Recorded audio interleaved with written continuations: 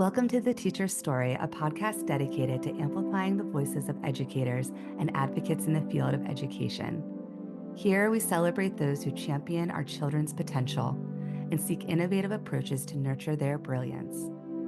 Join us as we share candid stories, explore impactful ideas, and showcase effective educational programs. This podcast stands for transparency, authenticity, and innovation, driven by the belief that we can revolutionize the education system to ensure every individual thrives. Together, let's redefine education as a pathway to human flourishing.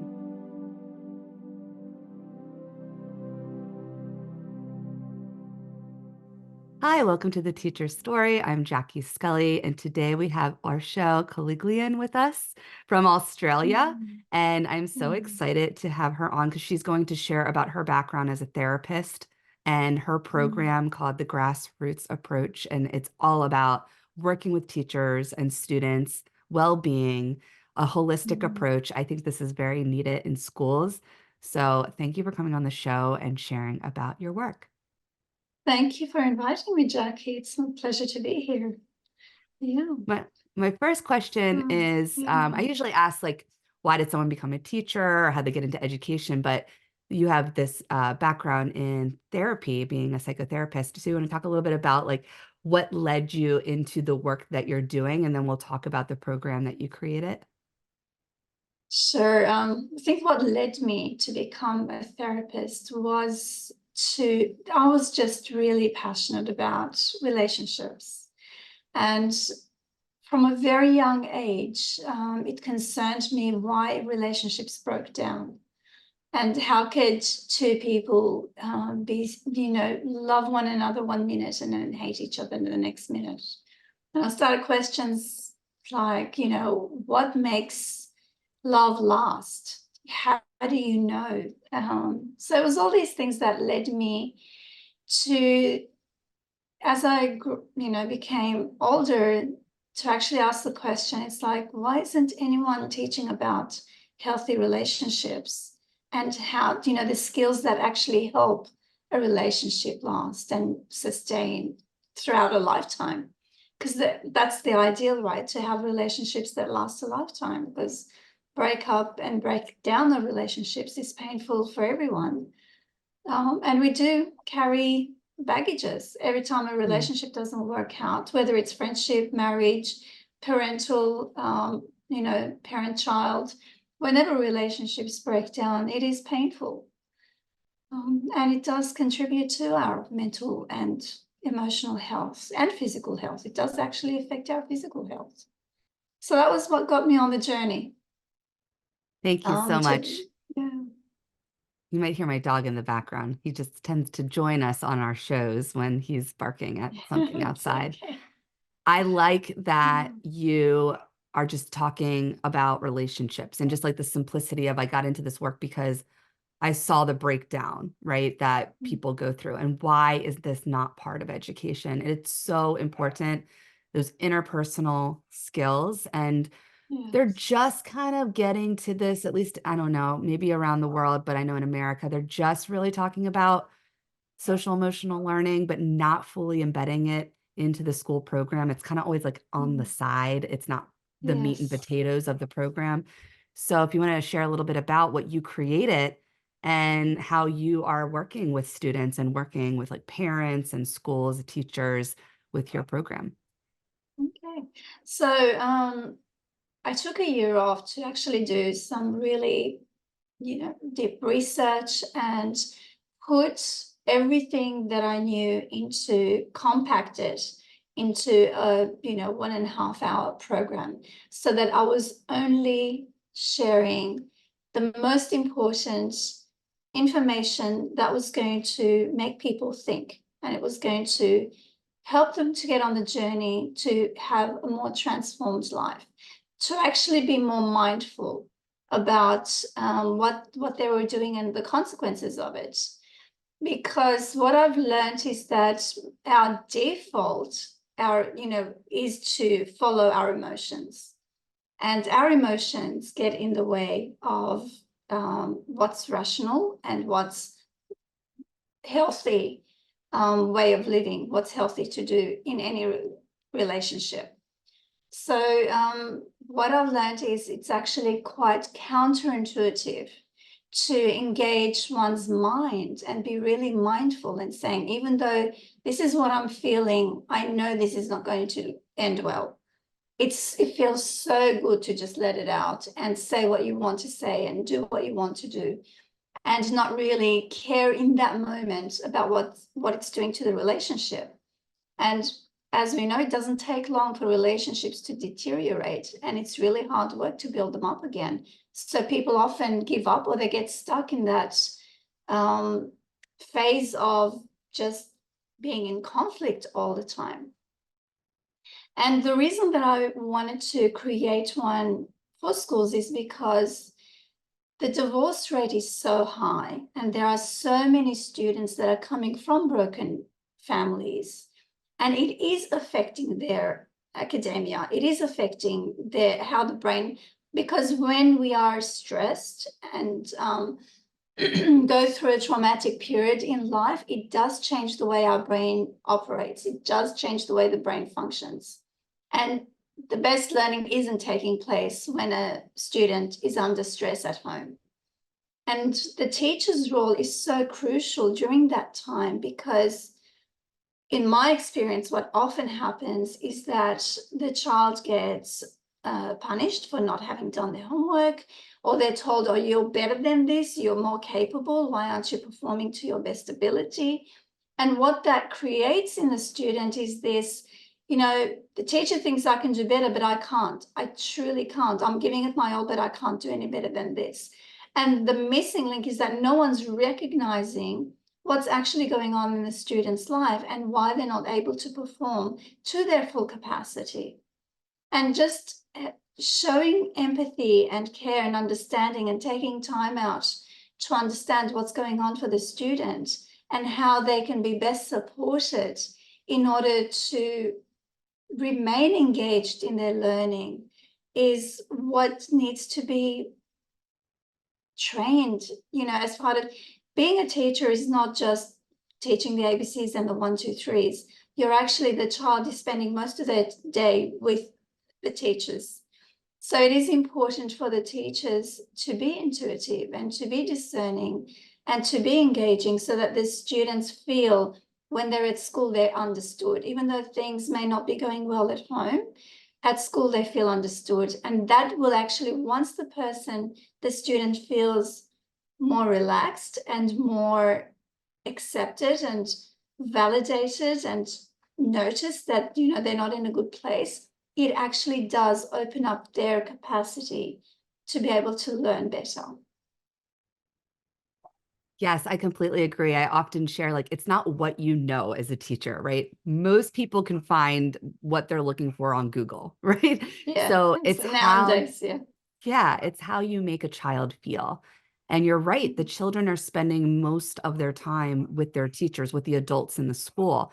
And if they don't feel seen, heard, respected in some cases, or understood about what's going on in their life and their background, they're not going to perform well. They're not going to feel motivated to do that kind of work. So I think it's important for teachers to understand that you're stepping into a role, even if you have expertise. Like, I'm a history psychology teacher, so I also love talking about what you're talking about because I love psychology. But it's not just about the content. It's that you have to form those relationships, which takes time. And on a systemic level, at least in the public school system that, like, we've seen here in America, maybe you've seen that in Australia, the class sizes are humongous. So it's very hard for teachers to do that properly when they have 30 students sitting in front of them. Now, if you have a class of 10 or even maybe 15, you can probably get to know them a little bit more. But I always feel for the teachers. I'm in a private school. I feel for teachers in the public school system.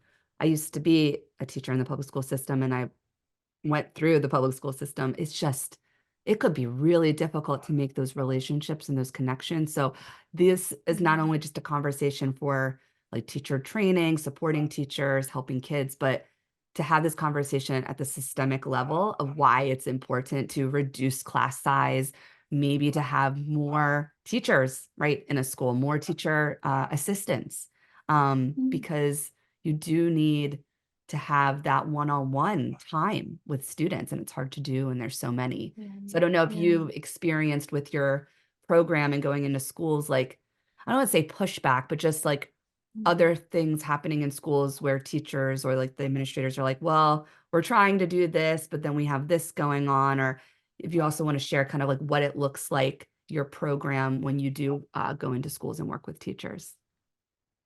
Yeah. So I have done a little bit of teaching, but what I have experienced is that I don't know what it's like in the US, but in Australia, the teachers have so many boxes to tick in order to get through the curriculum that they have to deliver, that it becomes very difficult for them to be relationally focused with the students because of their workload, because of the amount of reporting that they have to do. Most teachers that I speak to, their work doesn't end until 7 p.m. at night. And especially when you have children and you've got a family to look after, it's a lot of load on one person to carry ongoingly. And as we get tired, it is human nature that we become more and more impatient. We become less and less attuned. Gradually, we become just automated and just in a survival mode because of the amount of work we need to do, and we stop having the energy to really care and take time to connect with the students and engage with them. So yes, the importance of the program is that it helps to kind of refocus and say, okay, yes, it's important that we teach all that we teach, most of which the student may or may never need again in life after they leave school. The one thing that's going to remain and every human being needs is how to have healthy relationships and how to make them last. So, my program is not only about teachers and students, the importance of the teacher-student relationship and how much that can assist in learning, but also teaching year 11 and 12 students about relational skills for their romantic relationships, partnered relationships, and the workplace relationships, and how one person can help change the dynamics of the family, and they can be a change agent in a workplace culture by being mindful and practicing the skills that I have put together in my program about what actually improves the relationship instead of doing our default and allowing it to deteriorate over time. Yes, I think you're right too. Like, it is something we need to value. And there is the default of just going to survival mode, right? And when we have a lot on our plate, we're just going to be like, I need to get a job done. I've seen it. I've seen it with interviewing teachers on here that go through burnout. Like, you end up not being a good family member. You don't give to your kids or your partner, other people in your life, because you're pouring out as much as you can in a day and you still have more to do, and it's hard to do Yeah, that. So I think this kind of support of having a program that can work with the students and the teachers and any other, adults in their life. And I like the idea of the older students, like 11th, 12th, that's the age I work with, is the 11th, 12th grade, to talk about the relationships, because they don't get that in school at all. I mean, we have students at our school that just even want a more robust sexual education program, just so they have more knowledge and they feel more equipped when they get into those romantic relationships, and not just talk about whether they're having sex or not, but just like the relationships themselves can be that's very right. complicated. And you're right, like, as an adult, if you didn't get that background or training, counseling, then a lot of times the disruptions in your personal life will then be disruptions in your work life and in your mental health, and it trickles into everything else. Do you want to share anything concrete about like the skills that you teach, and any kind of like feedback that you've received from students or teachers?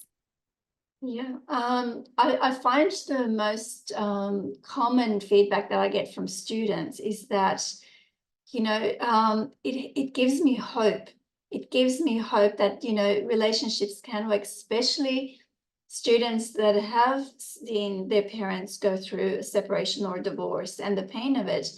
And quite often they've made the decision that they're not going to commit. They're not going to go down that path. And they're afraid to invest in a relationship because they feel it could end anytime. And quite often in therapy, what I come across is that people develop this habit of leaving before they're left. They're so operating in fear that quite often they will jeopardize their own health, well-being and their own happiness by feeling, as soon as they feel they're getting too close to a person, they panic and they end the relationship because they don't want to get too attached and then have to suffer the being left for someone else, or being left and going through that pain because they've seen what that does to a person. So the relationship skills that I teach are quite counterintuitive. They go against our natural grain, and they do come from a Christian worldview. Things that, like doing to others what you want them to do to you, even when you don't feel like it, because most often we don't feel like it. And what makes it difficult is that in that moment, you're thinking what's best for the relationship instead of what I feel like doing right now. That's going to make me temporarily feel good.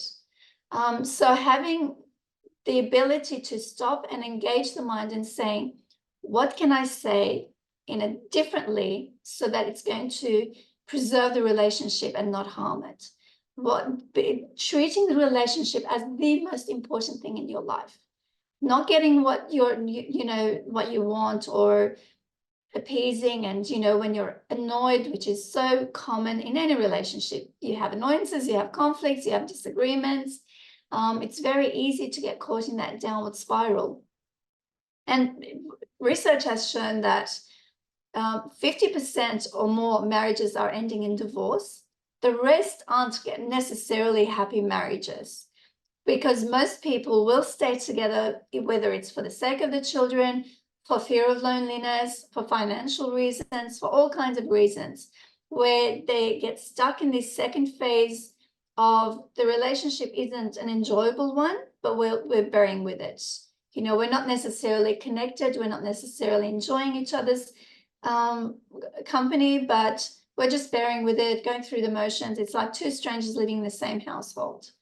And the ideal is to actually have the skills to, however damaged the relationship may be, to actually get it back on track and to make it fulfilling and enjoyable, and developing this friendship where you're living with your best friend for the rest of your life. And that's the kind of skills that I teach. Going the extra mile, doing things that communicate love, even when feelings of being in love with that person are no longer there, because feelings don't stay the same. They do change over time. They change based on circumstances. We can love the person 1 minute and absolutely hate them the next minute. So it's important that we're not making decisions based on our feelings, because our feelings are changing all the time, but having that resolute focus that I'm committed to make this work, and I've got to do whatever it takes to make it better and to make it more enjoyable. And it is in that person's hand. You don't have to wait for the other person to behave a certain way, do a certain thing, do certain things in order for you to feel loving enough to do something kind. You can actually do kindness, and it invites kindness in return. Yeah, it's kind of like energy. I follow a lot of things with like energy, and it's what you put out is what you receive. And then I think there's a certain point where if you do that and you're not getting what you're receiving, maybe there is with certain relationships that eventually do need to end, or boundaries that need to happen, but you want to at least try to make it a better relationship. It's kind of like being the bigger person. But it's like that universal love. It's like, I am love, you are love, like we're humans, we have a connection. There was something that brought us together.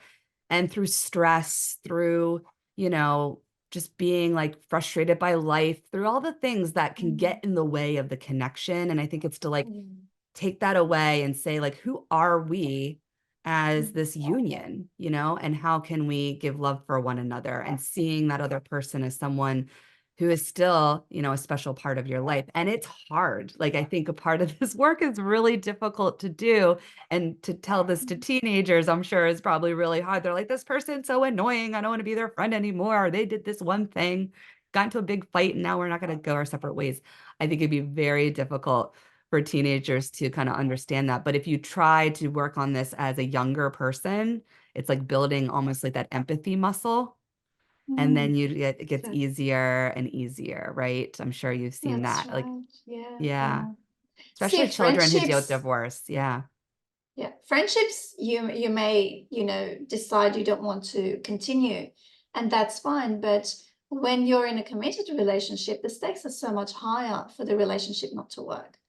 We all want to be loved, but we don't think much about other, we can actually be loving towards another person, which is getting their needs met. And in Mm. return, you will get your own needs met also.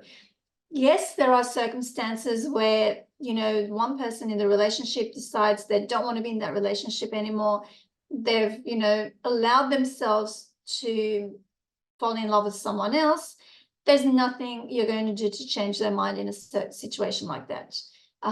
You can be as nice as you want to be, you can be as loving as you can. It makes life easier, especially when children are concerned, to remain amicable, to remain, kind and respectful towards one another. But it's not going to change their mind if they've left the relationship emotionally. But for it not to get to that point, to that level, and mind you, I have seen um, people who say, my spouse is an amazing person, but I'm just not in love with them anymore.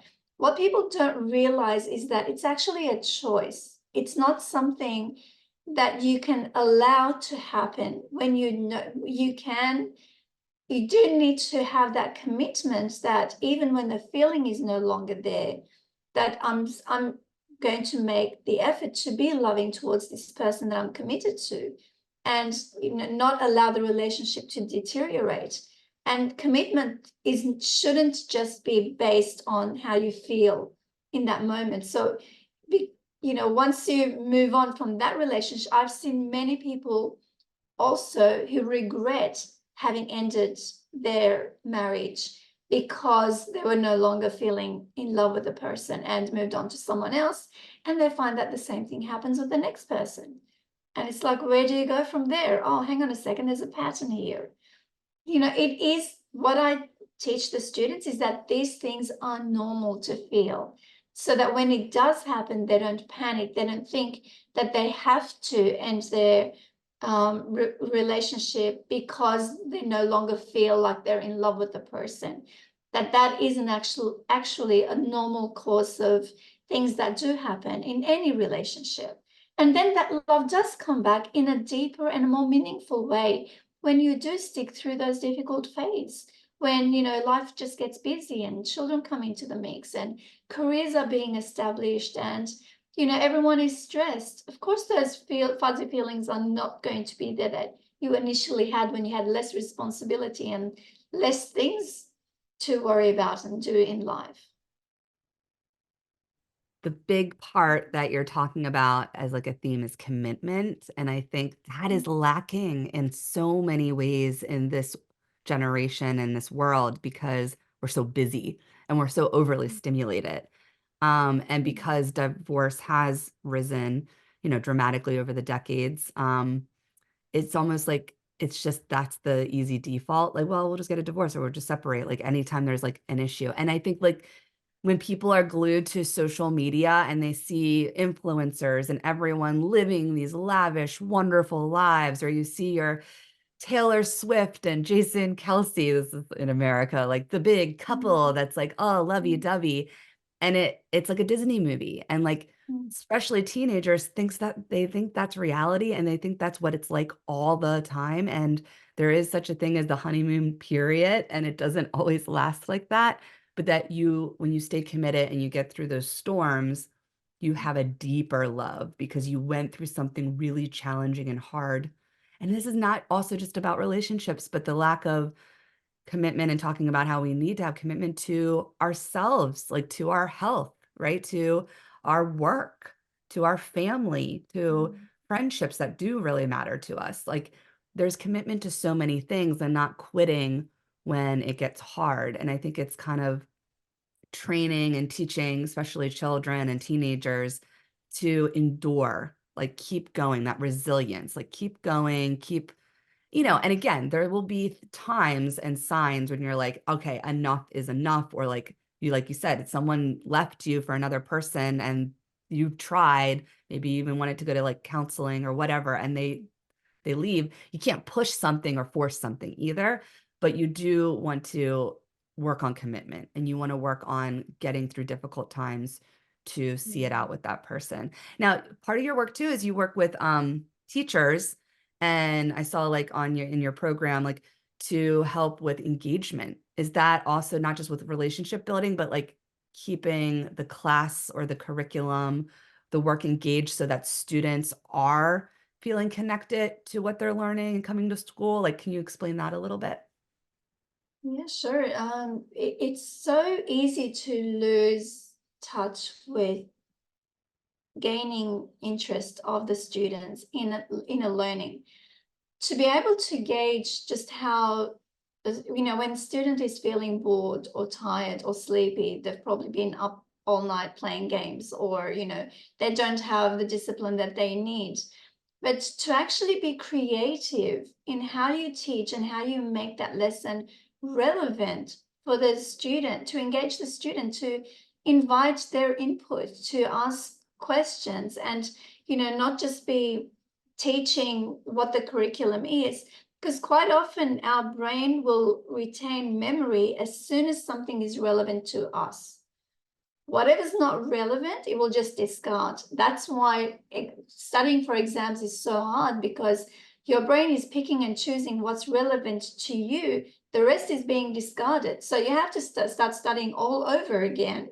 Everything you've learned throughout the year, to remember what it was that was taught, because they weren't relevant for you. But to actually teach classes that tie in with the relevance of that lesson with real life situations, whether it's renovating your home, or whether it's traveling across to another country. Whatever you're teaching, whether it's physics, whether it's economy, whether it's any kind of maths or English or whatever it is, to actually draw that connection and make it relevant to how is that going to be useful in my everyday life once I leave school. And making it as fun as possible. Like, change the atmosphere, change the way the students are sitting. Instead of being behind their desks, get rid of all the desks and have them sitting in a circle, so that it feels like you're having a conversation with the students. So there are so many ways to change what you're delivering in order to engage the students' attention and interest, and help it become a lasting memory, instead of something that they're just going to hear, read, write down, and then completely forget about it. So, yeah. This is why brain research, brain science, right, needs to be so much a part of how we create lessons and assessments, because a lot of what we do in the traditional school model, which I talk about on here a lot of, like, we've been doing it the wrong way for so long, is that tests are terrible assessments. Like standardized testing is a terrible assessment. You're right. Like it's not the way our memory works. It's not the way our brain actually wants to function and retain information. It's it's really just to make it easier for the system to have data points and to do it to a large amount of people. So that's why standardized tests exist. It doesn't actually benefit the learner whatsoever. The teachers don't like giving them. I never liked giving them. And one course I teach now, I don't have to really give tests, so that's really great. We do more project-based in writing in my history class, but I teach AP psychology, and advanced placement is all run by the College Board in the United States, and they write the tests. And when you have that course, you are responsible as an educator in that program to essentially teach to the test. Like you can do what you want with projects and other assignments, but you have to give tests and you have to have the students practicing those questions. Or if you don't do that, like they're going to be like, you're not doing your job. But in my heart, I'm like, I don't want to teach this way, right? Like, this is not a Yeah. great way to teach.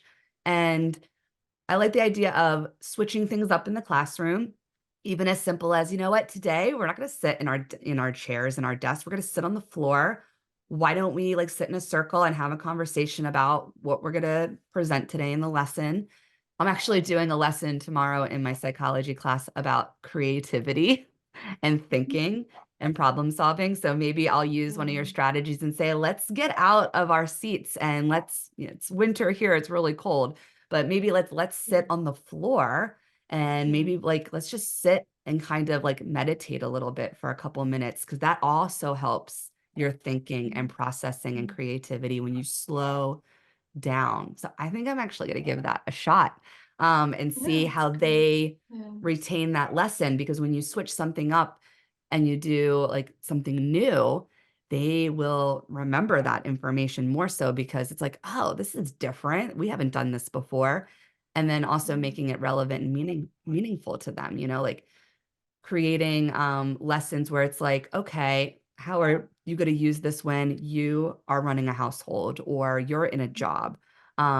That you, because a lot of students complain and they say it. I've been saying it since I was in school. When am I going to use this again? Why do I need to Mhm. know it? When am I going to use it again? Like I struggled Yeah. in math in school and I don't use hardly any of the math that I took, but I would have loved to take a finance class. Yeah. That would have been helpful, right? With like How to budgeting manage and all money. that. How to manage money. That would have been the courses I would have loved to take in high school, and not like Mm. calculus and geometry. I'm like, I don't use that at all in my Yeah. life. Yeah. So yeah, Yeah. absolutely. I think that's an important thing to promote. Is the reason a lot of schooling and students not retaining information or not being engaged, it's not the kids, it's the program and it's how it's being Mm. rolled out to them. And it's the testing and the memorization that doesn't work. I don't Yeah. know. And I feel like in 2024, we shouldn't even have to have this conversation, but we've been having this since Mm. like, the 1950s. Exactly. I think education all over the world needs to go through a complete overhaul. I love what the Finland is doing, the Finnish education system, where they have 2, 3 hours of school a day and they only stick to one subject. And they have very informal classes where they're sitting on lounges, they're sitting on the floor, they're sitting in circles, and they only focus on one subject at a time and they don't do any more than 10 minutes homework. Wow. That's brilliant. So I think it's absolute brilliant way of Yeah. teaching because, trying to cram as much information as possible into limited space of time. As you said, it's complete waste of the teacher's time, the student's time, and the whole education is not being as effective as it can be because we're leaving schools unequipped with essential life skills like managing money and relationships. The Yeah. two most important things that we're going to need for the rest of our lives, we're not taught in schools. Yeah. Everything else we make, even if you're interested in physics, it's something you can learn at university level. You don't need to learn physics in year 9 and 10 because only 1% of the students are going to have the attention span and the brain power to actually want to learn about physics and become an astronaut or, a physician or whatever it is. Hmm. So yeah, I think the whole education system needs a complete overhaul. Yeah, and I think with that, what you're saying about like if you want to do physics because you want to be a physicist, it's all about giving choice to students. I think by the time they get to high school, so grades like even 9, 10 could be preparing for, you're going to start to have some choices in what you want to do. And we're going to focus on life skills, on like finance, on interpersonal relationships. And then you're a science person, you're a humanities person, you're an arts person, take a bunch of courses in what you think you may want to do in college or you may want to do as a career. If you're not like into one subject area that you're really interested in, you want to be a business person, build like an entrepreneurial project, right? Like build a Mm. business and actually do it and put it out. Because I know a lot of European schools, I know in Germany, they will do that in high school. Like kids can already start to work on their own business and they're given time and space to do that. So when you're Yeah, not having to cram in all these subjects in a day, they have the mental capacity. They also have the time in the day to create or to go exactly. in the Yeah, field, like an internship. Like maybe I want to be a yeah, therapist one day. I could work with you, in like some yeah. time of my day instead of just being in classes all day long. I love that. I was just thinking when you were talking that kind of reframing school as a life lab. Like it's all just a lab to prepare and experiment, being in a safer space to fail and to learn from those failures, Mm. because failure is good for your Yeah, life. So when you are yeah, an adult and you're absolutely. really like, stakes are high, I'm on my own, I am fully responsible for everything. You already kind of went through like a lab of how to, work on that. Navigate through failure. Yeah, absolutely. Yeah. How to bounce back, how to build that resilience. And Yeah. failure is only failure when you don't learn anything from it. True. Take lessons that you learn and, do it differently next time. Yeah. What That's can such a we, great what can point. be done better? What can be done differently? Yeah. Well, thank you so much for sharing your background and the grassroots approach. I think that it's wonderful. These conversations need to be happening in all Mm, schools. So I will plug all your mm, information in the show notes so our listeners can find you and reach out to you. Is there anything else you'd mm. like to share as a final note or just any other kind of contact information that I can put in the show notes? Yeah, I think we need to be more vocal to the education department, heads of education department about putting some pressure on for things to really change. In New South Wales, we went through a curriculum reform, and most people say that it doesn't even touch the surface of what needs to be reformed. So I think we need to be a lot more vocal and, put out the power that we do have. We're not powerless. The power that we do have to use our voices and to push for change because it is affecting the new generation. There's more students dropping out of school than ever before. There's more students disengaged from learning than ever before. And it's important that we do adapt and adjust and be flexible in order to get the best out of the upcoming generations, rather than suffocate them under the weight of how things used to be. That is so well said. So well said. Suffocate under the weight of how it used to be. I feel that. I can feel it just being a teacher in that role and still a traditional model. I see it in my students. They're burnt out. There are more students dropping out, and there's more suicide, right? There's suicide rates gone Mm, up. And then I'm not going to make a direct connection, but in America, we have the issue of mass shootings in schools. And there's a lot that is connected with that, I think, with not feeling connected to community, yeah, mental health crisis, like people often a pattern of the ones who go about doing the school shootings are a student that was once at that school and did not feel connected to that community. No one's talking about like I am all for like we need to restrict guns. That's a conversation very hard in America for some reason. yeah, But yeah, we're not talking about community and how do we engage and build relationships. Those are the things that should be foundational, and that should be yeah, part of the solutions too. So yeah, it yeah. needs to be at the government level. Yeah, yeah. And it's not the connection at school is important, but we've got to remember that with a high rate of divorce and separation, the family unit breaking down is quite often what pushes a person over the edge. Is that, Mhm. the support system that someone launching into life, just having finished school and launching into life, they need their dad and their mom to be there, support to help them launch into, their careers, into the future, guide them. And, when that is not there, that support isn't there, I can so understand a young person feeling hopeless Yeah. and helpless in life. Yeah. So important. Mm, Thank you so yeah. much for coming on the Oh, show. pleasure. Thank you for It's been a having me. pleasure. Yes. Yeah. And I will plug all your information in the show notes. People can find you. Please reach out because this is a great program. And, it's something I think that we need to promote in all schools. So thank you so much. Absolutely. Thank you, Jackie. Thank you for tuning into The Teacher Story. Your support fuels my mission to shape a brighter future for our children. If you enjoyed this episode, please consider subscribing, liking, and leaving a review. You can also support me by donating to my Buy Me a Coffee fund, linked in the show notes. Don't forget to explore my guests' work and show them your support. Together, we can make a difference in education. We do this in community. We rise together.